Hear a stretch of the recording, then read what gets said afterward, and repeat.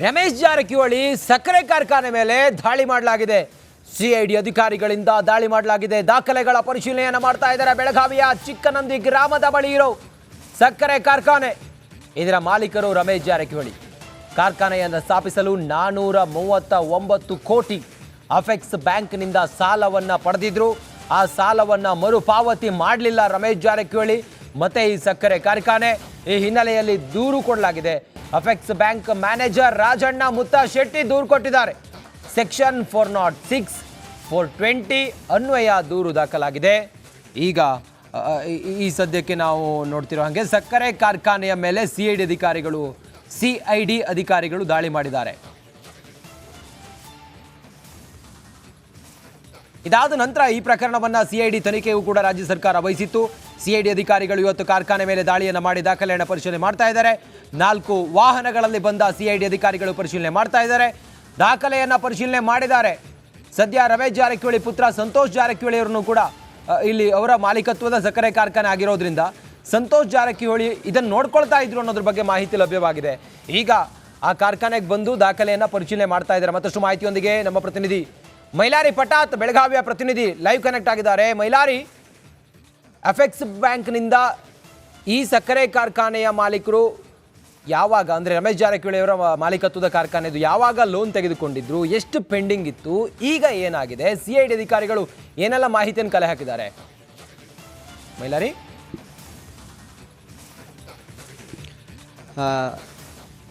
ಖಂಡಿತ ರಂಜಿತ್, ಮಾಜಿ ಸಚಿವ ರಮೇಶ್ ಜಾರಕಿಹೊಳಿ ಒಡೆತನದ ಸೌಭಾಗ್ಯ ಲಕ್ಷ್ಮಿ ಸಕ್ಕರೆ ಕಾರ್ಖಾನೆ ಮೇಲೆ ಈಗಾಗಲೇ ಸಿಐಡಿ ಅಧಿಕಾರಿಗಳು ದಾಳಿಯನ್ನು ಮಾಡಿದ್ದಾರೆ. ಸದ್ಯ ನಾನು ಗೋಕಾಕ್ ತಾಲೂಕಿನಲ್ಲಿರುವಂಥ ಚಿಕ್ಕನಂದಿ ಅನ್ನೋ ಒಂದು ಗ್ರಾಮದ ಹೊರವಲಯದಲ್ಲಿ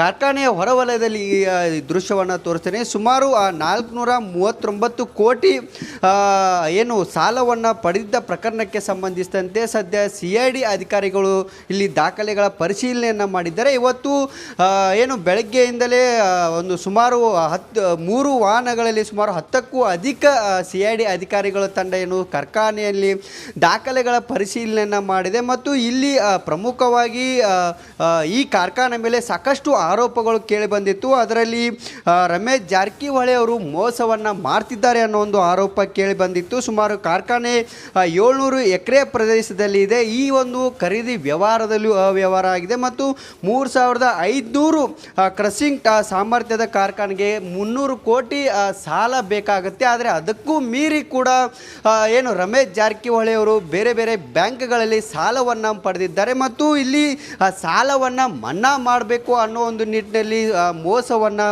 ಮೋಸದ ಜಾಲವನ್ನು ಸೃಷ್ಟಿಸಿದ್ದಾರೆ ಅನ್ನೋ ಒಂದು ಆರೋಪ ಕೂಡ ಇತ್ತು. ಮತ್ತು ಸುಮಾರು 5,000 ಮೆಟ್ರಿಕ್ ಟನ್ ಕಬ್ಬನ್ನು ನುರಿಸ್ತಿದ್ರು ಕೂಡ ಇಲ್ಲಿ ಯಾವುದೇ ರೀತಿಯಾದಂಥ ಕಬ್ಬನ್ನು ನುರಿಸ್ತಿಲ್ಲ ಅನ್ನೋ ಒಂದು ಆರೋಪ ಕೂಡ ಇತ್ತು. ಜೊತೆಗೆ ಹೀಗಾಗಿ ಈ ಕುರಿತಂತೆ ಜನವರಿ 5ರಂದು ಬೆಂಗಳೂರಿನಲ್ಲಿ ಕುರಿತು ಅಪೆಕ್ಸ್ ಬ್ಯಾಂಕ್ ಮ್ಯಾನೇಜರ್ ಕೂಡ ದೂರನ್ನು ಕೂಡ ಕೊಟ್ಟಿರ್ತಾರೆ. ಅದೇ ದೂರಿನ ಆಧಾರ ಮೇರೆಗೆ ಸದ್ಯ ಸಿಐಡಿ ಅಧಿಕಾರಿಗಳು ಸಿಐಡಿ ಇಲಾಖೆ ಕೂಡ ಈ ಒಂದು ತನಿಖೆ ಹಸ್ತಾಂತರ ಆಗುತ್ತೆ. ಹೀಗಾಗಿ ಸದ್ಯ ತನಿಖೆಯನ್ನು ಕೈಗೆತ್ತಿಕೊಂಡಿರುವಂಥ ಅಧಿಕಾರಿಗಳು ಸದ್ಯ ಗೋಕಾಕ್ನ ಹೊರವಲಯದಲ್ಲಿ ಇರುವಂಥ ಚಿಕ್ಕನಂದಿ ಕಾರ್ಖಾನೆಗೆ ಭೇಟಿ ನೀಡಿ ಹಲವು ಮಹತ್ವದ ದಾಖಲೆಗಳ ಪರಿಶೀಲನೆಯನ್ನು ಮಾಡ್ತಿದ್ದಾರೆ. Ranjit, S Mailari Patat, thank you ನಿಮ್ಮೆಲ್ಲ ಮಾಹಿತಿಗಾಗಿ.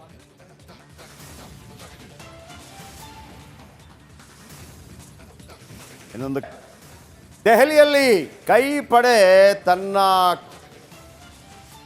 ಯುದ್ಧ ಅಂದರೆ ಕೇಂದ್ರದ ವಿರುದ್ಧ ಒಂದು ಯುದ್ಧವನ್ನೇ ಸಾರಿದೆ.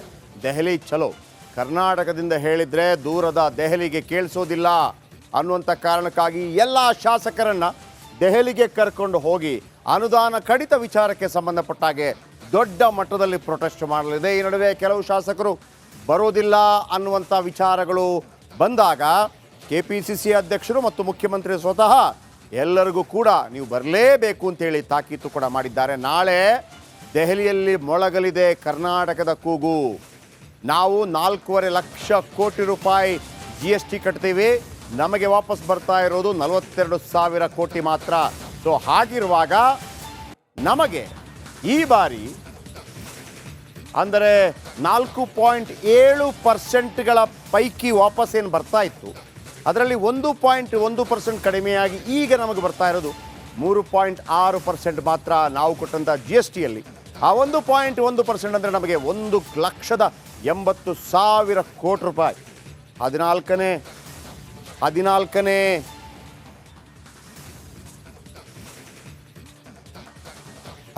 ಹಣಕಾಸು ಆಯೋಗದ ತನಕ ನಮಗೆ ಬರಬೇಕಾದ ದುಡ್ಡು ಕರೆಕ್ಟಾಗಿ ಬರ್ತಾ ಇತ್ತು. ಆದರೆ 15ನೇ ಹಣಕಾಸು ಆಯೋಗದಲ್ಲಿ ಕೆಲವು ಬದಲಾವಣೆಗಳನ್ನು ಮಾಡಿದ ನಂತರ ಕೇವಲ ನಾವು ಮಾತ್ರವಲ್ಲ, BJPಯೇತರ ಸರ್ಕಾರಗಳು ಎಲ್ಲೆಲ್ಲಿ ಇದೆ ಅವರಿಗೆ ದುಡ್ಡು ಸಿಗ್ತಾ ಇಲ್ಲ ಅನ್ನುವಂಥ ಮಾತನ್ನು ಜೋರಾಗಿ ಹೇಳುವಂಥ ದಿಕ್ಕಿನಲ್ಲಿ ದೆಹಲಿಗೆ ದಂಡಯಾತ್ರೆ ಮಾಡಿದ್ದಾರೆ ಕಾಂಗ್ರೆಸ್ ನಾಯಕರು.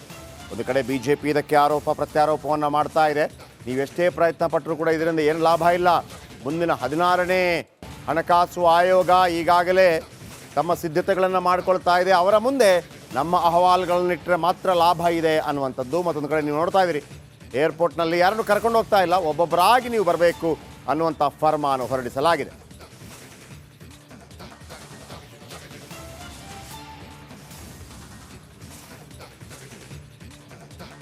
ರಿಪಬ್ಲಿಕ್ ಕನ್ನಡ ದೆಹಲಿಯ ಕಾಂಗ್ರೆಸ್ನ ಪ್ರತಿಭಟನೆಯ ನಾಳಿನ ಕಾರ್ಯತಂತ್ರದ ಈ ರಾಜ್ಯ ಕಾಂಗ್ರೆಸ್ನ ದೆಹಲಿ ಪರೇಡ್ನ ಇಂಚಿಂಚು ಮಾಹಿತಿಯನ್ನ ನಿಮ್ಮ ಮುಂದೆ ಇಡ್ತಾ ಇದೆ. ರಿಪಬ್ಲಿಕ್ ಕನ್ನಡದಲ್ಲಿ ಅತಿ ದೊಡ್ಡ ಪೊಲಿಟಿಕಲ್ ನ್ಯೂಸ್. ನಾಳೆಯ ಪ್ರತಿಭಟನೆ ಯಶಸ್ಸಿಗೆ ಕಾಂಗ್ರೆಸ್ ಹರಸಾಹಸ ಮಾಡ್ತಾ ಇದೆ. ಪ್ರತಿಭಟನೆಗೆ ಕೈ ಕೊಡ್ತಾರೆ ಕಾಂಗ್ರೆಸ್ನ ಶಾಸಕರು. ಇಷ್ಟೆಲ್ಲ ನಾವು ಕೇಂದ್ರದ ವಿರುದ್ಧ ತೆರಿಗೆ ವಿಚಾರವಾಗಿ ನಮ್ಮ ಧ್ವನಿಯನ್ನ ಮೊಳಗಿಸ್ತಾ ಇದ್ದೀವಿ. ನಮ್ಮ ಶಾಸಕರೇ ನಮಗೆ ಕೈ ಕೊಡ್ತಾರಾ ಅನ್ನುವ ಭಯ DCM DK ಶಿವಕುಮಾರ್ ಅವರನ್ನ ಕಾಡ್ತಾ ಇದೆ. ಹೀಗಾಗಿ ಪ್ರತಿಯೊಬ್ಬ ಶಾಸಕರಿಗೂ ಕೂಡ DK ಶಿವಕುಮಾರ್ ಅವರು ಪರ್ಸನಲ್ ಆಗಿ ಕಾಲ್ ಮಾಡ್ತಾ ಇದ್ದಾರೆ. ದೆಹಲಿ ಚಲೋಗೆ ಕಡ್ಡಾಯವಾಗಿ ನೀವು ಬರಲೇಬೇಕು, ನಿಮ್ಮದೇ ಖರ್ಚಿನಲ್ಲಿ ಬರಲೇಬೇಕು ಅಂತೇಳಿ ಸೂಚನೆಯನ್ನ ಕೊಡ್ತಿದ್ದಾರೆ. ಯಾವುದೇ ಕಾರಣಕ್ಕೂ ಕೂಡ ಗೈರಾಗಬಾರದು ಅಂಥೇಳಿ DK ಶಿವಕುಮಾರ್ ಆದೇಶವನ್ನು ಹೊರಡಿಸಿದ್ದಾರೆ ಎಲ್ಲ ಶಾಸಕರಿಗೂ. ಸಚಿವರ ಹೆಗಲಿಗೆ ಕಾಂಗ್ರೆಸ್ಗೆ ಕೈ ಕೊಡ್ತಾರ ಶಾಸಕರು. ನೋಡಿ, ಸಚಿವರಿಗೆ ಜವಾಬ್ದಾರಿಯನ್ನು ಕೊಟ್ಟಿದ್ದಾರೆ, ಕಾಂಗ್ರೆಸ್ಗೆ ಕೈ ಕೊಡ್ತಾರ ಶಾಸಕರು ಅನ್ನೋದು ಈಗ ಬಹಳ ಆತಂಕ ಕಾಂಗ್ರೆಸ್ನ ರಾಜ್ಯ ನಾಯಕರುಗಳಿಗೆ. ಅದರಲ್ಲೂ DK ಶಿವಕುಮಾರ್ ಆದಿಯಾಗಿ ಈ ಪ್ರತಿಭಟನೆಯ ರೂಪುರೇಷೆಯನ್ನು ತಯಾರು ಮಾಡಿದಂಥ ಸಿದ್ದರಾಮಯ್ಯನವರ ಆದಿಯಾಗಿ ನಮಗೆ ಅಂತ ಅನ್ನೋ ರೀತಿಯಲ್ಲಿ ಕೂಡ ಹೋರಾಟ ಮಾಡುವಂಥದ್ದು. ನಮ್ಮ ತೆರಿಗೆ ನಾವು ಕೇಳೋದು ಬೇರೆ ಏನಲ್ಲ, ನಮ್ಮ ತೆರಿಗೆದ್ರಲ್ಲಿ ನಾವು ಕೇಳ್ತಾ ಇರೋದು. ಕಾನೂನು ಹೋರಾಟದಲ್ಲಿ ಅವಕಾಶ ಇದೆಯಾ ನಿಮ್ಮ ಪ್ರಕಾರ? ಯಾಕೆ ಹೋಗೋದಿಲ್ಲ? ಸರ್ವೋಚ್ಚ ನ್ಯಾಯಾಲಯಕ್ಕೆ ಈ ಥರ ತಾರತಮ್ಯದಾಗಲೂ ಕೂಡ ಮಾಡೋದಕ್ಕೆ ಅವಕಾಶ ಇದೆ. ಈ ನಾಳೆ ಪ್ರತಿಭಟನೆ ಬಳಿಕ ಒಂದು ಚಿಂತನೆ ನಡೆಸ್ತೀರಾ? ಖಂಡಿತ ಆಗುತ್ತೆ. ಇದೇನು ತಮಾಷೆಗೆ ಬಂದು ಹೋಗ್ತಾ ಇಲ್ಲ ನಾವು, ಇದು ಸೀರಿಯಸ್ ಆಗಿ ಮಾಡಿರ್ತಕ್ಕಂಥದ್ದು. ನಾಳೆ ಪ್ರತಿಭಟನೆ ಹೇಳಿದ್ರಲ್ಲ, ಬರ ಬಂದು ಇಷ್ಟು ದಿವಸ ಆಯಿತು, ಬರ ಪರಿಹಾರಕ್ಕೆ ಕೇಳೋದಕ್ಕೆ ಮುಖ್ಯಮಂತ್ರಿ ಬಂದರು, ಮಂತ್ರಿಗಳು ಬಂದರು, ಅಧಿಕಾರಿಗಳು ಬಂದರು, ಇವರು ಅಧಿಕಾರಿಗಳು ಬಂದು ಎನ್ಕ್ವೈರಿ ಮಾಡ್ಕೊಂಡು ಹೋದರು. ಇಷ್ಟೆಲ್ಲ ಆಯ್ತಲ್ಲ, ನಾವು ಬರ ಪರಿಹಾರ ಕೇಳೋದು ರಾಜಕೀಯನ ಏನು ಸ್ಟಂಟ? ನಾಳೆ BJP ಕೆಲವು ಶಾಸಕರು ನಾವು ಭಿಕ್ಷೆ ಬಿಡ್ತೀವಿ, ಬರ ಪರಿಹಾರ ಕೇಳ್ತಕ್ಕಂಥದ್ದು ಭಿಕ್ಷೆನ? ಕರ್ನಾಟಕದ ಜನರಿಗೆ ಅವಮಾನ ಮಾಡ್ತಾ ಇದ್ದೀರಿ, ನಾಚಿಗೆ ಬರಬೇಕು ಸರ್. BJP ಅವರು ಕೂಡ ನಾಳೆ ಪ್ರತಿಭಟನೆ ಮಾಡ್ತಾ ಇರುವಂಥದ್ದು. ಎಸ್, ನಮ್ಮ ಪೊಲಿಟಿಕಲ್ ಬ್ಯೂರೋ ಹೆಡ್ ವಿಜಯ್ ದೆಹಲಿಯಿಂದ ನೇರ ಸಂಪರ್ಕದಲ್ಲಿದ್ದಾರೆ. ವಿಜಯ್, ನನ್ನ ಧ್ವನಿ ಕೇಳಿಸ್ತಾ ಇದೆ ಅಂತ ಅಂದ್ಕೊಂಡಿದ್ದೀನಿ. ನಿಮಗೆ ಏನನ್ಸುತ್ತೆ ಇದನ್ನೆಲ್ಲ ನೋಡಿದಾಗ? ಇದು ಅಚಾನಕ್ಕಾಗಿ ಒಂದೇ ಕ್ಷಣಕ್ಕೆ ಒಂದು ಐಡಿಯಾ ಬಂದು, ಇಲ್ಲ ನಮಗೆ ತೊಂದರೆ ಆಗ್ತಾ ಇದೆ, ಕಾಂಗ್ರೆಸ್ ಸರ್ಕಾರ ಇದರ ಬಗ್ಗೆ ಒಂದು ದೊಡ್ಡ ಹೋರಾಟವನ್ನು ಮಾಡಬೇಕು, ದೆಹಲಿಗೆ ಹೋಗಬೇಕು, ಈ ಪ್ಲ್ಯಾನ್ ಆಫ್ ಆ್ಯಕ್ಷನ್ನು, ಆಮೇಲೆ ಅದಕ್ಕೆ ಕಂಡುಕೊಂಡಂಥ ರೀತಿ, ಒಂದು ವಾರದ ಹಿಂದೆ ಇದರ ಬಗ್ಗೆ ಯಾವುದೇ ಚಕಾರ ಇರಲಿಲ್ಲ, ಸಡನ್ನಾಗಿ ಒಂದು ಪ್ಲ್ಯಾನ್ ಆಫ್ ಆ್ಯಕ್ಷನ್ ಬಂತು, ಹೋಗ್ತಾ ಇದ್ದಾರೆ. ಒಂದು ರೀತಿಯಲ್ಲಿ ರಾಜ್ಯ BJP ಕೂಡ ಒಂದು ರೀತಿಯಲ್ಲಿ ಗಲಿಬಿಲಿಗೊಂಡಿದೆ. ಯಾಕಂದರೆ ಮತ್ತೊಂದು ಕಡೆ ಅವರು ರಾಮ ಮಂದಿರ, ರಾಷ್ಟ್ರೀಯವಾದ ಹಿಂದುತ್ವದ ಬಗ್ಗೆ ಮುಂದೆ ಲೋಕಸಭಾ ಚುನಾವಣೆಗೆ ಅಣಿಯಾಗ್ತಾ ಇರುವಂಥ ಸಂದರ್ಭದಲ್ಲಿ 3 ತಿಂಗಳ ಅವಧಿಯಲ್ಲಿ ಈ ವಿಚಾರವನ್ನು, ಅಂದರೆ ಪ್ರಾದೇಶಿಕವಾದ ವಿಚಾರವನ್ನು ದೊಡ್ಡ ಮಟ್ಟದಲ್ಲಿ ತೆಗೆದುಕೊಂಡು ಹೋಗ್ತಾ ಇರುವಂಥದ್ದು. ಅನೇಕ ನಾಯಕರನ್ನು ಮಾತಾಡಿಸಿದಾಗ ನಿಮಗೆ ಏನು ಅನ್ನಿಸ್ತು? ಇದು ಮೊದಲೇ ಒಂದು ರೀತಿಯಲ್ಲಿ ಇದೇ ಥರ ನಾವು ಲೋಕಸಭಾ ಚುನಾವಣೆಗೆ ಒಂದು ಸಬ್ಜೆಕ್ಟ್ ಇಟ್ಕೊಂಡು ಹೋಗಬೇಕು, ಇದರಲ್ಲಿ ಸಕ್ಸಸ್ ಆಗುತ್ತೆ, ಸಕ್ಸಸ್ ಆಗದೇ ಇದ್ದರೂ ಕೂಡ ಒಂದು ಮೆಸೇಜ್ ಪಾಸ್ ಆಗುತ್ತೆ. ಏನು ನಡೀತಾ ಇದೆ ಕಾಂಗ್ರೆಸ್ ಪಾಳೆಯದಲ್ಲಿ?